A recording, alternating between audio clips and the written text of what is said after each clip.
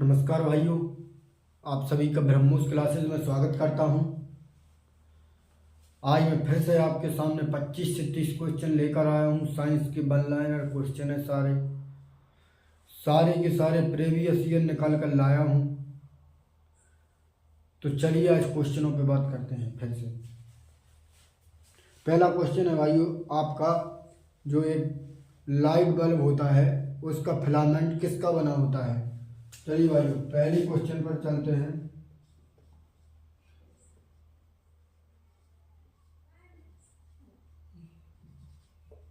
एक light bulb का filament किसका बना होता है।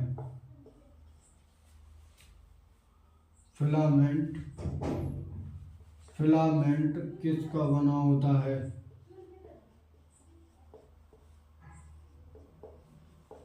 तो भाइयों ध्यान रखना, एक विद्युत बल्ब का फिलामेंट टंगस्टन का बना होता है। ये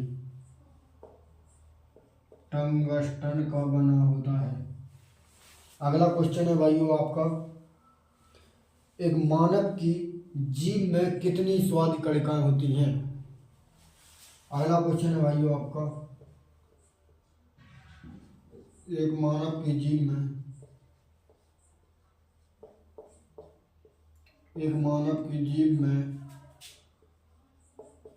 कितनी स्वाद कोशिकाएं होती हैं, स्वाद कणिकाएं होती हैं। एक मानव की जीभ में कितनी स्वाद कणिकाएं होती हैं।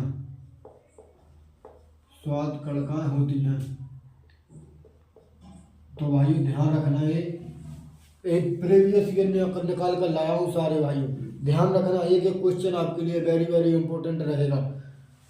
एक मानव की जीभ में कितनी स्वाद कणिकाएं होती है, ध्यान रखना भाइयों, जी 2000 से लेके 8000 के बीच में रहती हैं।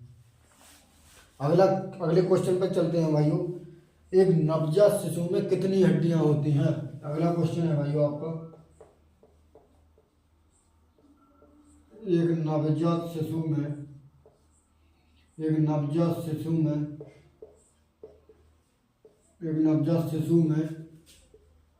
कितनी हड्डियां होती हैं। कितनी हड्डियां होती हैं तो बताइए भाई। एक नवजात शिशु में, ध्यान रखना भाइयों, एक नवजात शिशु में 350 हड्डियां पाई जाती हैं। 350 हड्डियां पाई जाती हैं। अगर आपसे पूछे एक वयस्क व्यक्ति में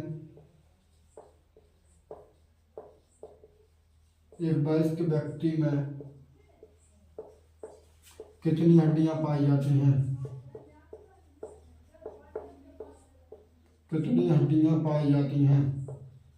एक वयस्क व्यक्ति में कितनी हड्डियां पाई जाती हैं। तो ध्यान रखना भाई, 206 हड्डियां पाई जाती हैं।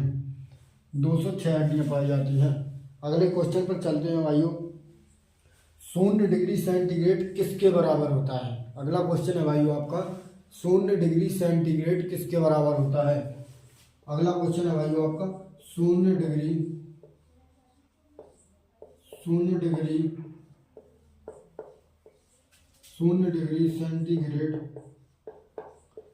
डिग्री सेंटीग्रेड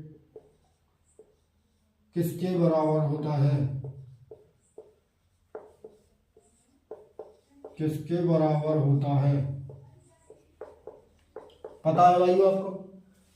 तो 0 डिग्री सेंटीग्रेड किसके बराबर होता है भाइयों, ध्यान रखना, जे 32 डिग्री फ़ारेनहाइट के बराबर होता है। जे 32 डिग्री फ़ारेनहाइट के बराबर होता है। अगले क्वेश्चन पर चलते हैं, कौन सा विटामिन रक्त का थक्का बनाने में सहायक होता है। अगला क्वेश्चन है, कौन सा विटामिन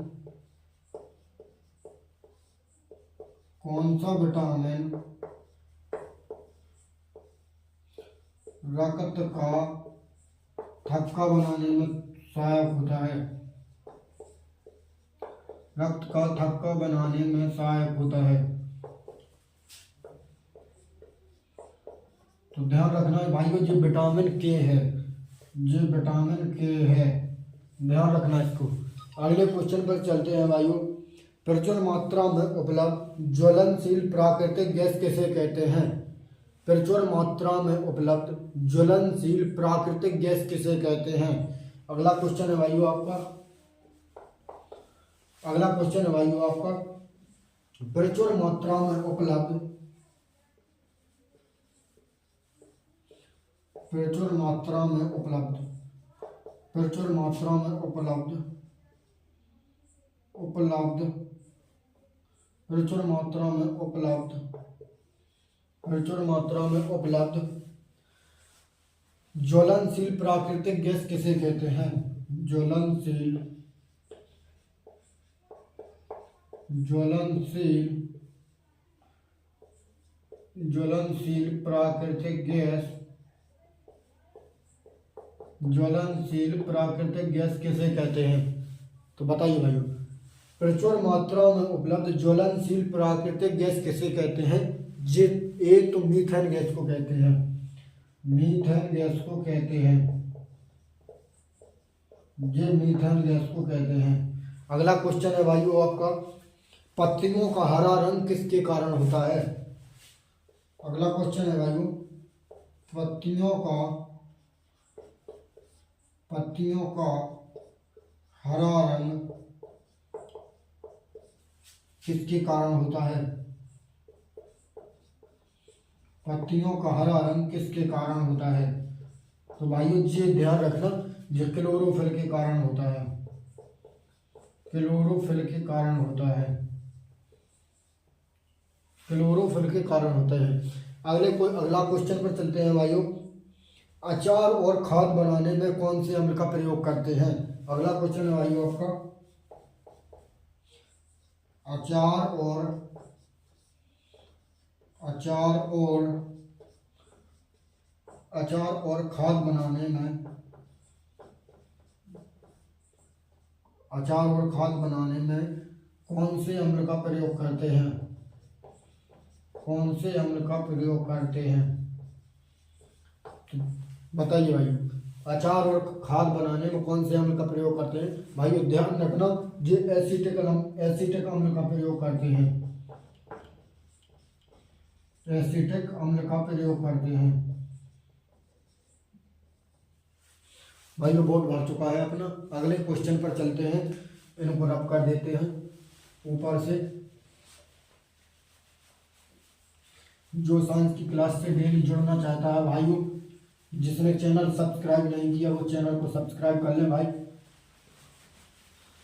मैं वेरी वेरी इंपॉर्टेंट क्वेश्चन निकाल के लाता हूँ आपको, RRB, NTPC, RRB group D.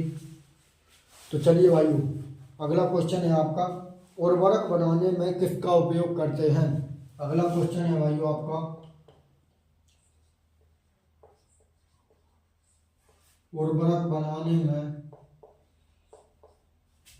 उर्वरक बनाने में किसका उपयोग करते हैं? उर्वरक बनाने में किसका उपयोग करते हैं भाइयों? तो ध्यान रखना भाइयों, ये उर्वरक बनाने में नाइट्रिक अम्ल का प्रयोग करते हैं, नाइट्रिक अम्ल का प्रयोग करते हैं, नाइट्रिक अम्ल का उपयोग करते हैं। तो अगला क्वेश्चन चलते हैं भाइयों, पीएच पैमाने की खोज किसने की? अगला क्वेश्चन है आपका, पीएच पैमाने की खोज, पीएच पैमाने की खोज, पीएच पैमाने की खोज किसने की? तो बताइए भाइयों, ध्यान रखना भाई, पीएच पैमाने की खोज सोरेनसन नामक वैज्ञानिक ने की, सोरेनसन नामक वैज्ञानिक ने की। अगर आपसे पूछे पीएच की फुल फॉर्म क्या होती है, तो भाई बता देना, power of hydrogen, power of hydrogen.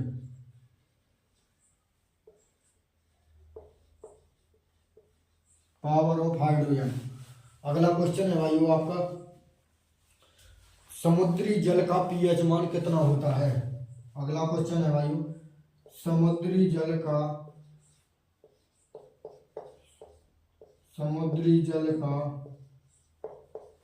PH मान कितना है, बताइए भाई। तो ध्यान रखना भाई, समुद्री जल का पीएच मान पूछे आपसे तो जी 8.4 होता है। अगर आपसे यहीं पे एक क्वेश्चन और पूछे, अंगूर में कौन सा अम्ल पाया जाता है, अंगूर में कौन सा अम्ल पाया जाता है, अंगूर में कौन सा अम्ल पाया जाता है। भाइयों मैंने एक क्वेश्चन कल आपको करा चुका हूँ, कल वाली क्लास में मैं आपका रिवीजन कराने के लिए पूछा है एक क्वेश्चन। तो ध्यान रखना भाइयों, अंगूर में और इमली में टार्टरिक अम्ल पाया जाता है, टार्टरिक अम्ल पाया जाता है। अब आपसे पूछता है अगला क्वेश्चन भाइयों आपका, नींबू का पीएच मान कितना होता है, नींबू का पीएच मान कितना होता है, नींबू का पीएच मान कितना होता है भाइयों। तो ये ध्यान रखना, ये 2.2 से लेके ये 2.4 तक रहता है। अगला क्वेश्चन है भाइयों आपका एक और है पीएच पैमाने से,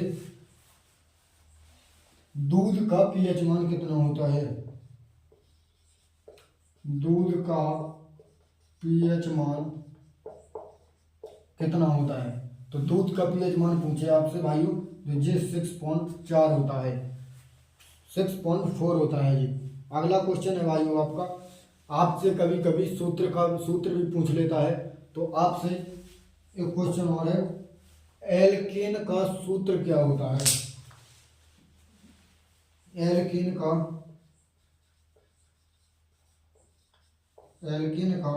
सूत्र क्या होता है, एल्केन का सूत्र क्या होता है भाइयों, ध्यान रखना पूछा जाता है ये। तो ये ध्यान रखना भाइयों, CnH2n+2 होता है जी, CnH2n+2 होता है। अगर आपसे यहीं पे एक और पूछे, एल्कीन का क्या होता है, एल्कीन का क्या होता है, एल्कीन का क्या होता है, एल्कीन का पूछे अगर भाई तो ध्यान रखना ये 2 हट जाएगा, CnH2n सूत्र होता है ये भाई। जी ऊपर लिख लेता हूँ मिटा के, रब कर देता हूँ भाई, बोर्ड भर चुका है अपना। अगले क्वेश्चन पर चलते हैं फिर भाई, तारीख बन चुकी, डेट आज की डाल देता हूँ। अगला क्वेश्चन है भाई आपका, एल्कीन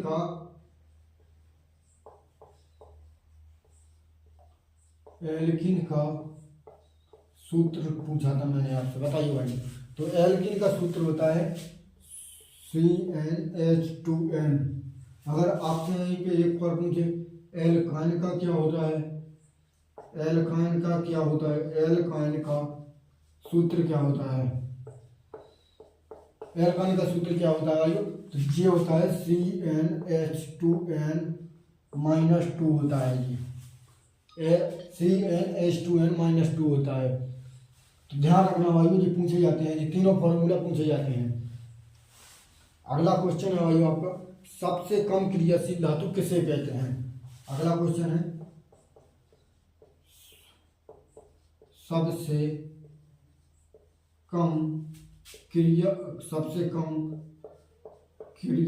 धातु किसे कहते हैं, सबसे कम क्रियाशील धातु किसे कहते हैं। तो ध्यान रखना ये सोना को कहते हैं, ये सोना को कहते हैं।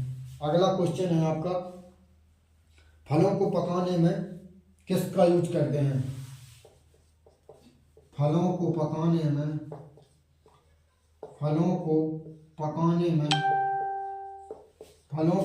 में किसका यूज करते हैं, किसका यूज करते भाई। तो फलों को पकाने में किसका यूज करते, ध्यान रखना भाई, ये एसिटिलीन का करते हैं, एसिटिलीन अम्ल होता है जो उसका प्रयोग करते हैं जी, एसिटिलीन अम्ल का प्रयोग। एसिटिलीन अम्ल का प्रयोग करते हैं। अगले क्वेश्चन पर चलते हैं। जो फलों को, ये तो हो गया ना अपना क्वेश्चन।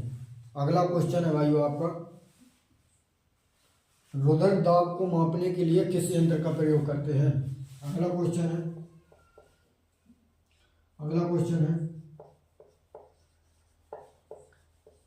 रुधिर दाब को मापने के लिए, रुधिर दाब को मापने के लिए, रुधिर दाब को मापने के लिए किस यंत्र का प्रयोग करते हैं, किस यंत्र का प्रयोग करते हैं। तो ध्यान रखना भाइयों, रुधिर दाब को मापने के लिए ये कौन सा यंत्र होता है, ये स्फिग्मैनोमीटर होता है। ये स्फिग्मैनोमीटर होता है, ये स्फिग्मैनोमीटर होता है। अगले क्वेश्चन पर चलते हैं। एटाई रोग किसके कारण होता है। अगला क्वेश्चन है आपका, एटाई रोग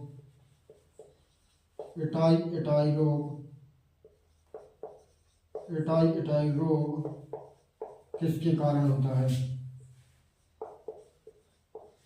एटाई रोग किसके कारण होता है, तो ये ध्यान रखना, ये कैडमियम के कारण होता है। कैडमियम के कारण होता है। अगर आपसे पूछे यहीं पे मीना माता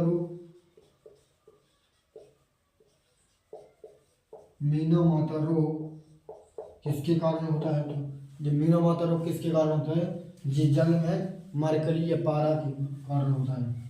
ये जल में मरकरी या पारा के कारण होता है। अगले क्वेश्चन पर चलते हैं।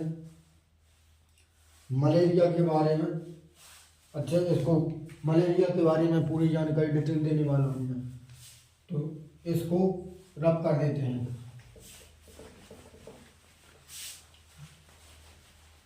भाई, जिसको नहीं आता वो भाई इन पॉइंटों को नोट भी कर सकता है, क्योंकि मैं प्रीवियस ईयर लेकर आया हूँ और बार बार पूछे जाने के बहुत चांस रहते हैं रेलवे में।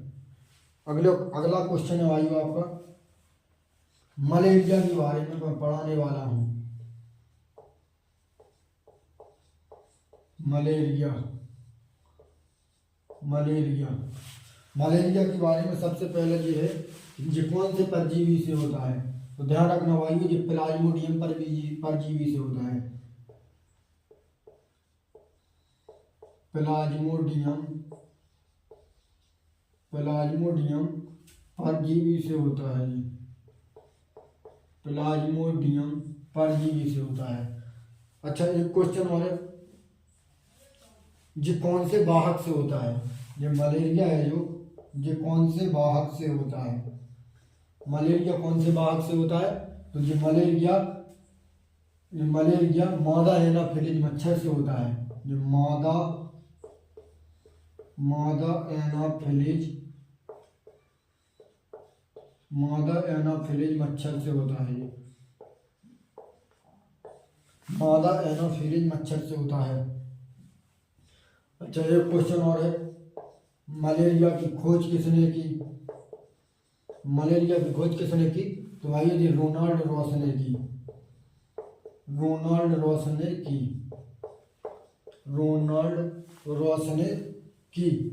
अगला क्वेश्चन है भाई आपसे, अच्छा इसमें ये और बता देता हूँ, विश्व मलेरिया दिवस कब मनाते हैं। विश्व मलेरिया दिवस कब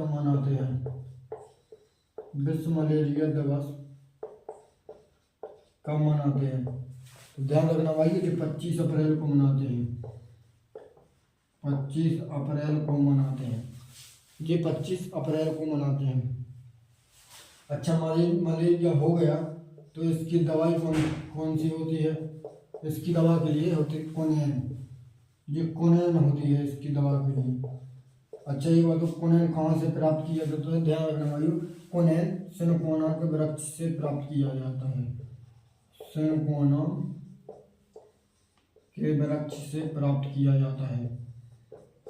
के वृक्ष से प्राप्त किया जाता है। अगला क्वेश्चन है भाई आपका, एड्स कौन से वायरस से होता है? एड्स, एड्स की फुल फॉर्म क्या होती है? तो ध्यान रखना भाई, पूछी जाती है। Acquired, acquired, acquired immuno deficiency, deficiency, deficiency syndrome, deficiency syndrome. अगर आपसे पूछे एड्स, अगर आपसे पूछे एड्स कौन से वाहक से होता है, तो एड्स का वाहक कौन सा होता है? एड्स का वाहक कौन सा होता है? तो ध्यान रखना, जो HIV वायरस से होता है। HIV का फुल फॉर्म क्या होता है? तो human immuno deficiency, human immuno deficiency virus, इसकी फुल फॉर्म ये होती है। अगर आपसे पूछे एड्स दिवस कब मनाते हैं, एड्स डे कब होता है, तो ध्यान रखना भाई ये 1 दिसंबर को होता है, 1 दिसंबर को होता है। रब कर देता हूँ भाइयों, मैं आपको कल की चीज़ें रिवाइज कराने वाला हूँ। 3 क्लासों में जो मैंने आपको कराया है, मैं आपसे पूछता हूँ, आपको रिवाइज कराता हूँ ताकि आपको याद रहे। अगला क्वेश्चन है भाइयों, सूर्य की ऊर्जा किसके माध्यम से उत्पन्न होती है? अगला क्वेश्चन है, सूर्य की ऊर्जा,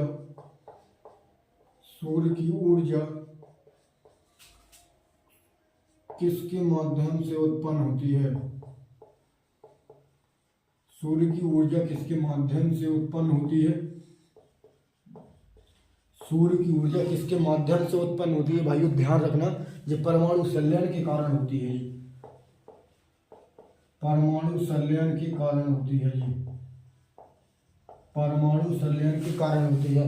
एक क्वेश्चन और पूछता हूँ, ठोस से डायरेक्ट द्रव में बदल, नहीं भाई, ठोस से गैस में बदलना क्या कहलाता है? ठोस से गैस में बदलना क्या कहलाता है भाई? ध्यान रखना, बताइए भाई। ठोस से गैस में बदलना डायरेक्ट कहलाता है ऊर्ध्वपातन, ऊर्ध्वपातन, ऊर्ध्वपातन। इसका उदाहरण, एक उदाहरण देता हूँ, एग्जाम्पल है, कपूर की गोली देखी होगी आपने। कपूर की गोली को डायरेक्ट आप आग में डालोगे और तुरंत गैस बन के उड़ जाएगी। तो कपूर की गोली, कपूर की गोली। एक क्वेश्चन मैं पूछता हूँ भाई, न्यूटन के पहले नियम का नाम मैंने बताया था, आपको बताइए। न्यूटन के पहले नियम को क्या नाम दिया? न्यूटन के पहले नियम का नाम दिया है, न्यूटन के पहले नियम का नाम क्या है भाई? तो इसे जड़त्व का नियम कहते हैं, जड़त्व का नियम कहते हैं। अगला क्वेश्चन एक बार पूछता हूँ भाई, परमाणु सिद्धांत किसने दिया? परमाणु सिद्धांत, परमाणु सिद्धांत, परमाणु सिद्धांत किसने दिया? परमाणु सिद्धांत किसने दिया? परमाणु सिद्धांत किसने दिया भाइयों? तो बताइए। अगर आपसे परमाणु सिद्धांत पूछता है तो ये जॉन डाल्टन ने दिया, जॉन डाल्टन ने दिया, जॉन डाल्टन ने दिया। एक क्वेश्चन और पूछता हूँ, आखिरी क्वेश्चन है भाइयों, ज्यामिति का जनक किसे कहते हैं? ज्यामिति का जनक, ज्यामिति का जनक, ज्यामिति का जनक किसे कहते हैं? तो न्यूक्लिड को कहते हैं, न्यूक्लिड को कहते हैं। आखिरी क्वेश्चन है बस, जी लास्ट क्वेश्चन है, तापमान का मात्रक क्या होता है? तापमान का मात्रक क्या होता है? तापमान का मात्रक क्या होता है? ध्यान रखना भाई, ये केल्विन होता है। आज की क्वेश्चन इतने ही थे भाइयों। कल फिर से मिलेंगे आपके सामने। जो भाई नया है, जिसको नहीं आता वो क्वेश्चनों को नोट भी कर सकता है, क्योंकि मैं प्रीवियस ईयर निकाल कर लाया हूँ सारे, RRB, NTPC, RRB, group D, जो जहाँ पे भी साइंस आती है वहाँ से क्वेश्चन निकाल कर लाया हूँ मैं। चलते हैं भाई, जय हिंद भाई।